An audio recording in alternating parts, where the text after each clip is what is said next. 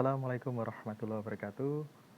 Perkenalkan, saya Robi Nanda Atmanegara dari PT Perkebunan Nusantara 7, kantor direksi dan bagian operasional sawit dan teh. Dan di sini saya diamanahi sebagai PJS Kepala Subbagian Sipil dan Traksi. Di sini video ini kami buat adalah untuk memenuhi tugas kami, tugas saya pribadi sebagai peserta PLDP 2 yang dilaksanakan oleh LPP Jogja. Dan ini merupakan tugas pre-learning yang dilakukan atau ditugaskan oleh LPP Jogja. Nah, di sini menyambung dengan apa yang sudah kami buat pada video yang awal, yang mana video awal adalah mengenai manajemen kepemimpinan. Lalu yang sekarang ini apa yang akan kita bahas? Yang akan kita bahas di sini adalah manajemen bisnis. Nah, sekarang yang kemarin kita bahas adalah bagaimana sopir itu bisa mencapai tujuan yang telah ditentukan dan penumpang bisa sampai dengan tujuan dengan nyaman. Seperti halnya perusahaan kita, tujuan kita apa dan kita bisa mencapainya dengan baik dan nyaman. Nah, di sini kita beralih lagi ke manajemen bisnis. Supir sebagai leader dalam hal pengendalian kendaraan mencapai tujuan itulah skup kecil. Kita berubah atau bicara dengan skup yang lebih besar lagi, yaitu manajemen bisnis. Fungsi kepemimpinan itu bukan hanya masalah kendaraan sampai ke tujuan, tapi bagaimana kita bisa mendapatkan keuntungan sebaik mungkin dan meminimalisir terjadinya losses, baik losses itu losses bahan, losses biaya, ataupun losses yang lainnya.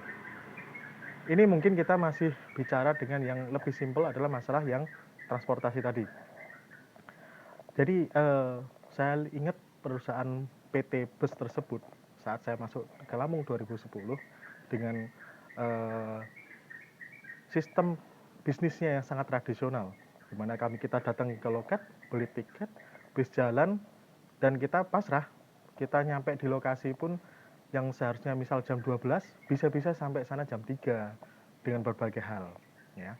Nah, di sini si leader atau pimpinan dari perusahaan itu sendiri sekarang membuat beberapa perubahan sistem. Nah, perubahan sistem ini apa tujuannya? Untuk bagaimana bisa mengoptimalkan bisnis yang ada ini berjalan dan baik dengan adanya beberapa perubahan yang ada di luar sana. Dengan adanya beberapa tantangan di luar sana. Era digitalisasi, maka si leader dari pimpinan PT Bus tersebut, dia membuat inovasi.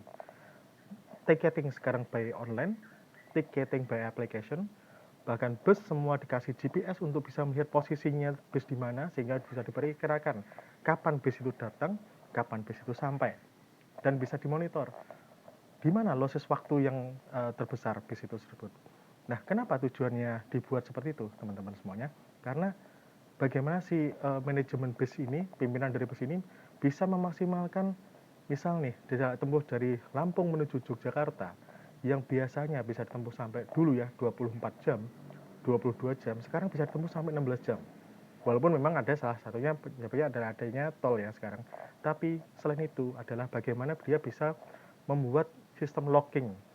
Misal nih, saat dia masuk ke transit ke suatu tempat, misal ya, rest area untuk makan, maka dikasih waktu maksimal 30 menit.